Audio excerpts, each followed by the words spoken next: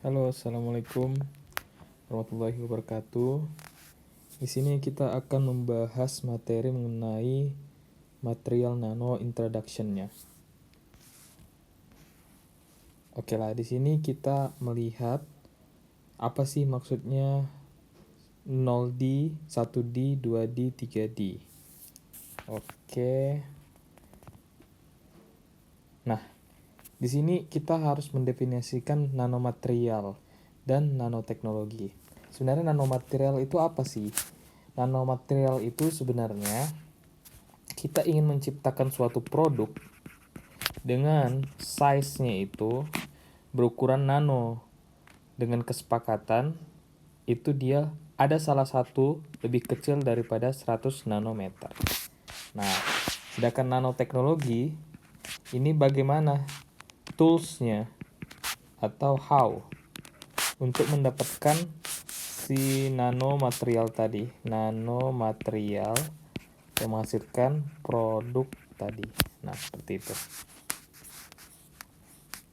Nah, di sini kita mendapatkan kata kunci di mana nanomaterial itu sebenarnya sangat-sangat kecil. Atau ini kita 100.000 kali lebih kecil dari ukuran rambut manusia. Nah, di sini ketika suatu materialnya sama, tetapi dia ukurannya berbeda, maka sifat yang dihasilkan propertiesnya juga akan beda. Dan kita dapat menciptakan hal baru atau properties baru dengan teknologi nanoteknologi tadi. Jadi kita akan mendapatkan sifat yang unik. Pada zaman dulu, yang sesuatu yang besar itu dianggap penting gitu ya. Jadi orang berlomba-lomba untuk membuat sebuah bangunan yang besar,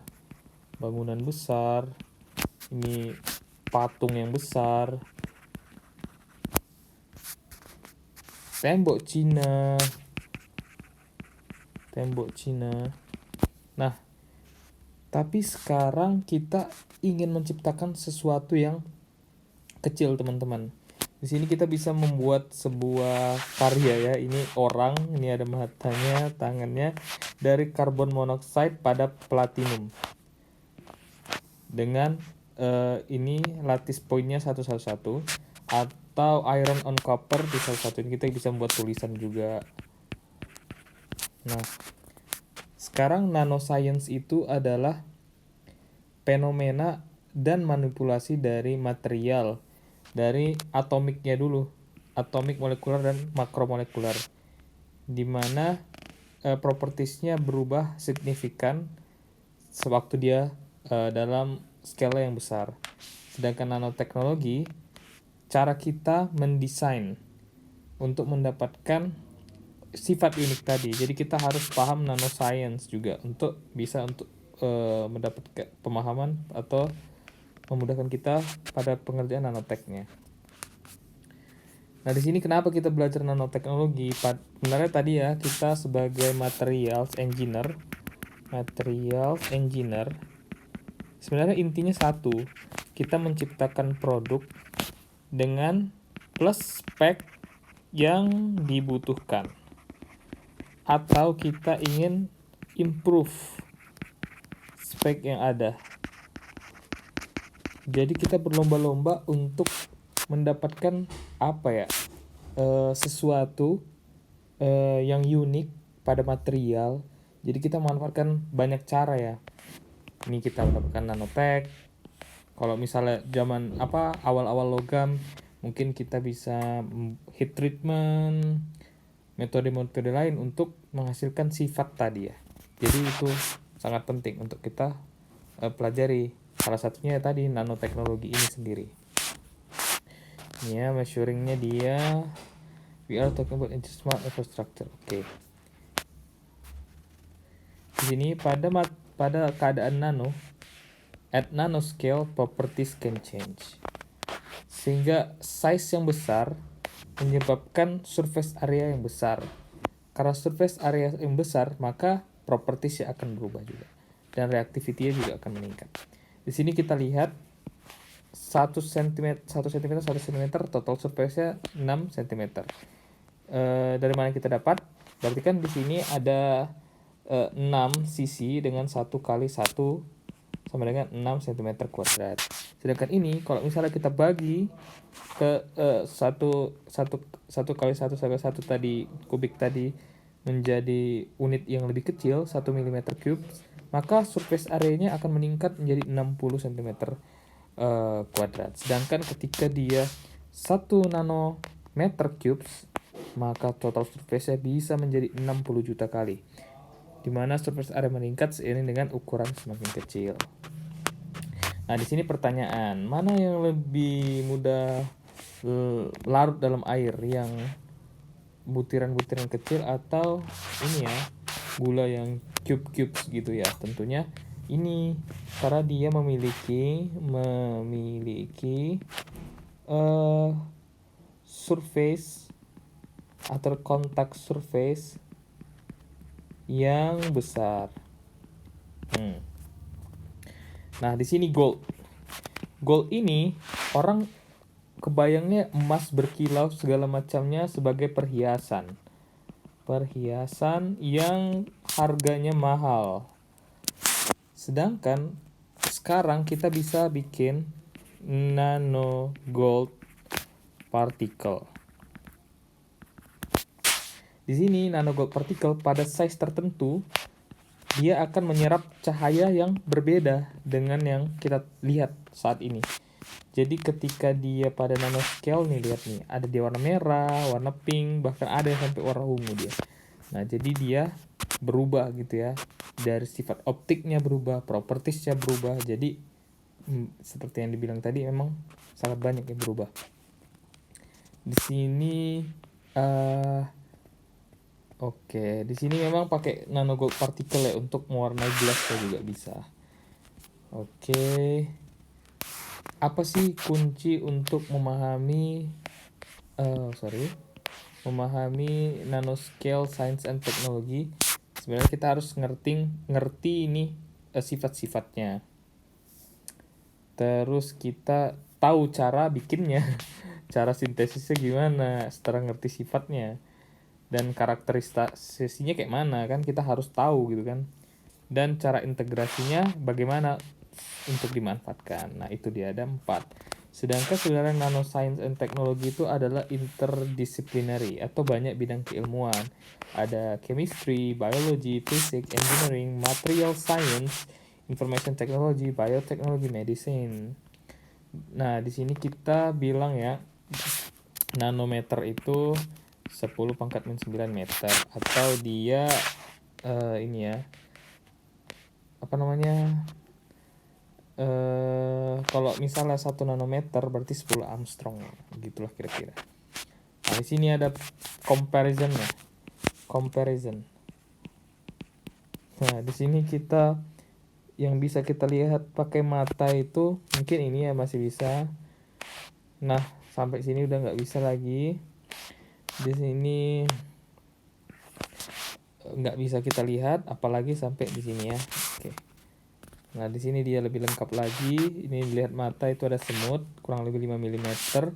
Sampai pada akhirnya di sini ada carbon nanotubes, ada DNA, protein, dan atoms of silicon. Nah, ini paling kecil ya. What is nanomaterial? Nah, di sini nanomaterial intinya salah satu dimensinya ada yang di bawah 100 nanometer. Ada yang 1 dimensi, ada yang 1 dimensi, 2 dimensi, 3 dimensi, tergantung. Kalau misalnya 3 dimensi berarti ini ya, semuanya masing-masing itu di bawah 100 nanometer. Di sini ada example dari 0D ya, 0D. Oke. 0D. Oke, 0D di sini ada spherical nanoparticle. Di sini ada spherical nanoparticle, ada core shell, tetrahedral, nanocube, octahedral. Sedangkan untuk yang 1D berarti kan di sini dia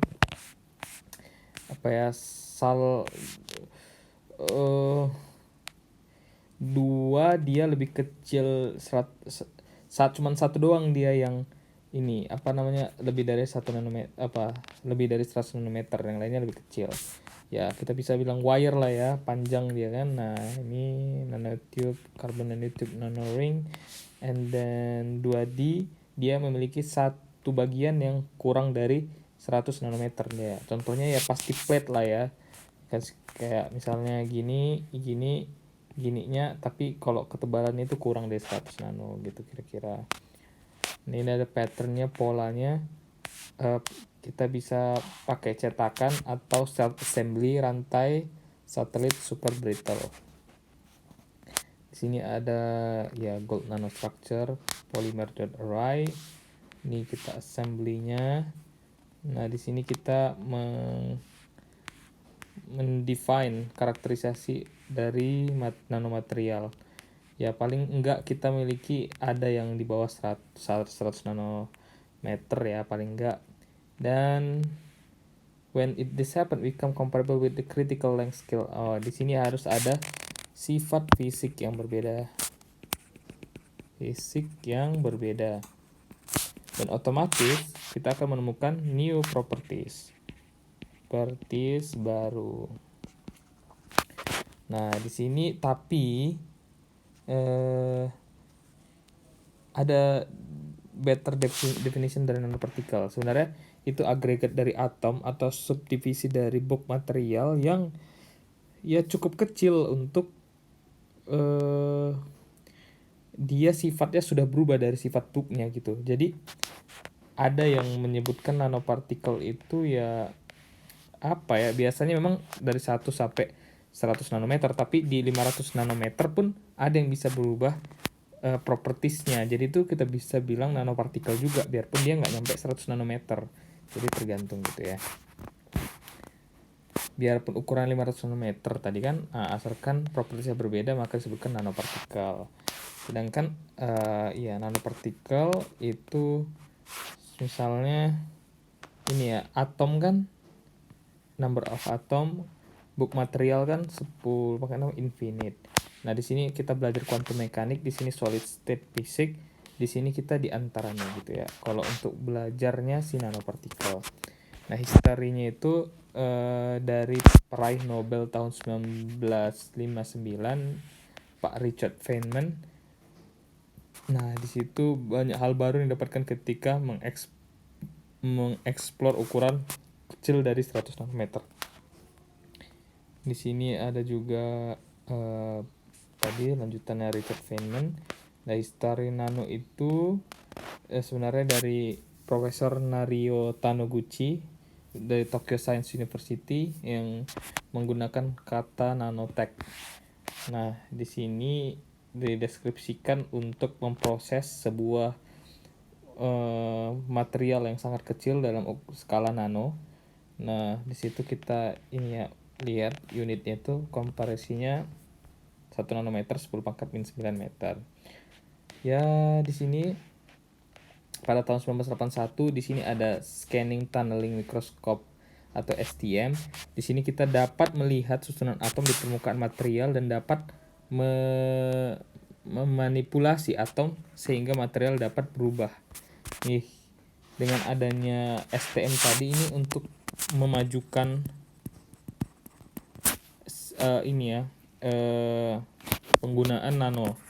penggunaan nanomaterial, karena kita udah bisa melihat nih susunannya gitu.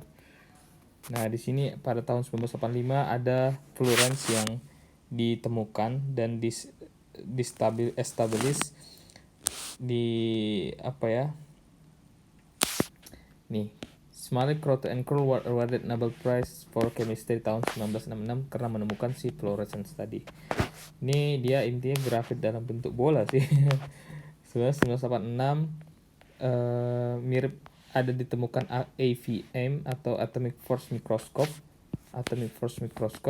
yang dapat melihat incandescent sample. Sebenarnya dia mirip STM tadi. STM tadi kan panjangan dari scaling tunneling microscope. Nah, sekarang ya, jadi kita bisa pakai polimer. Sedangkan tahun 1990 ada namanya IBM Don't high at IBM run oke. With IBM. Jadi kita bisa menuliskan IBM dengan disusun jadi tulisan ya, jadi pakai citra material gitu. Tahun 1991 Dr. Sumio Iijima of NEC discover carbon nanotube atau NCT yang sekarang lagi banyak juga dipakai dia. Oke, there's a lot of going research and development dari NCT tadi. Ini yang populer ya, NCT dapat mechanical yang oke, yang modulusnya over 1 terapascal. Wih, ini dia oke, kayak diamond udah. Tensile strength-nya ini kuat 50 sampai 100 gigapascal. Jadi ini ada juga yang pakai serat karbon. Serat karbon pakai terus digabungkan sama polimer jadi komposit. Di sini ada raket juga. Di sini ada bambu. Di sini ya kita lihat ya dari size, density, resilience scarring ini. Di sini akan ini ya berbeda gitu waktu dia bulk sama di waktu bagian nano. Jadi harus diperhatikan. Kenapa menarik sih nanomaterial itu? Karena sesuatu yang kecil tapi powerful. Nah, ini dibutuhkan ketika kita bikin komputer. Bukan komputer ya, kayak alat-alat komputer itu kan kita butuh sesuatu yang kecil, yang powerful. Nah, itu oke lah. Nah, kita energi. Ya, energi sekarang kita kan lagi pakai solar cell, dimana kita pakai nanopartikel sehingga dia lebih efisien. Ini health in situ drug delivery, diagnostik juga bisa. Kan sekarang bisa lihat apa namanya, misalnya rangka tubuh kita gitu kan, jadi pakai inilah nanotech gitu ya. Environment juga low cost. Sekarang ini potential impact of nanotechnology di health ya, diagnostic cancer treatment and targeted drug delivery. Potensialnya juga sport industry, cosmetic and clothing. Iyalah yang paling oke ya. Potensial nih, tadi kita butuh teknologi yang cepat dan powerful, itu ya untuk komputer gitu, chipnya gitu. Nanomet for data storage, iya penting juga. Sekarang kita kan butuh sekarang yang datanya itu fast, jadi kita butuh yang smart dari yang small itu kita belajar nanotech. Nano for display ya, kita pakai ITO ya, indium tin oxide, karena dia untuk menampilkan kebiasaan sifatnya transparan dan konduktivitas susah didapatkan sekaligus. Oke, ITO ini agak susah karena dua sifat yang dipengenkan itu agak susah dicari di material tertentu gitu. Nah, potensialnya itu pada lingkungan ya, kita menciptakan energi yang lebih bersih, storage yang lebih baik, dan treatment pada air. Nah, potensial impact-nya itu kita bisa membuat, mentransmit, dan menyimpan dari sumber energi kita. Nah, jadi high performance battery, low resistance transmission line, dan cheaper solar. Nah, di sini high energy density. Jadi kita waktu dulu kan pakai anoda, elektrodnya lithium, jadi masuk dia kan ke lithium bertemu dengan anoda elektrod lithiumnya. Jadi kalau kit sekarang diganti dia grafit ya, balok grafit dan nanografit. Dulu balok grafit, sekarang nanografit. Karena nanografit dia ukurannya kecil. Jadi tadi elektrod lithium tadi lebih cepat masuknya, jadi charge-nya lebih cepat gitu ya. Ini nanofiltration. Jadi kita bisa memfiltrasi sampai seukuran nano gitu kan. Jadi kita tahu kan kalau virus dia sampai ke mikron ya, virus. Nah, di situ butuh sesuatu yang kecil juga untuk memfilternya gitu kan. Nah, di sini ada yang bisa dibantu material, help print past environment image, correct present environment problems, prevent future environment, help sustain the plan for future generation. Nah, kita bisa sensor, treatment air remediation, dan nanofabriknya itu jadi kita bisa bikin nano rock surface. Jadi kita bikin dia bukan hidrofilik ya. Jadi dia enggak airnya tidak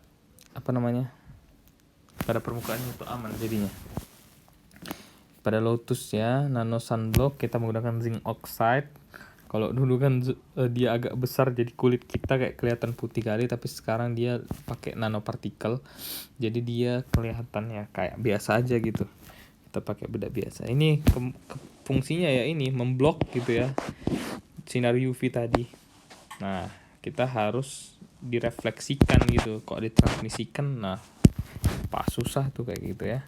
Itu yang menyebabkan kanker. Nah, gekos nih, kenapa dia bisa menempel pada medium kayak dinding apa segala macam ya, itu kita lihat secara mikrostruktur ininya, penyusun dari telapak kaki atau tangannya itu terdiri dari lamelar. Nah, di sini setiap lamelanya itu memiliki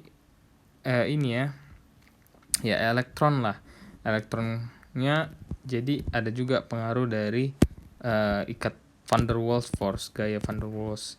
Jadi kita manusia ingin meniru gitu ya. Jadi kan ada bioprint. Nah, pokoknya kita ingin meniru gitu, karena kita nggak bisa memakai langsung material tadi dari binatang tadi gitu ya. Jadi ya kalau di film science fiksinya ya kayak Spider-Man gitu ya, bisa dia manjat dinding gitu ya. Kita membutuhkan special mikroskop, karena kok mikroskop optik ya nggak bisa, jadi kita memanfaatkan SEM dan TEM. Nah, di sini ada juga berbagai aplikasi dari nanoteknologi pada automotive industry, chemical industry, engineering, electronic industry, construction, dan medicine. Masih banyak lagi, ada tekstil, energy, cosmetic, food, drinks, household, sport, outdoor. Dan sekarang revolusi dari how things are made, where things are made, and what function they are capable of. Nah, disinilah dia revolusinya. Mungkin itu dulu untuk penjelasan dari introduction material nano. Terima kasih.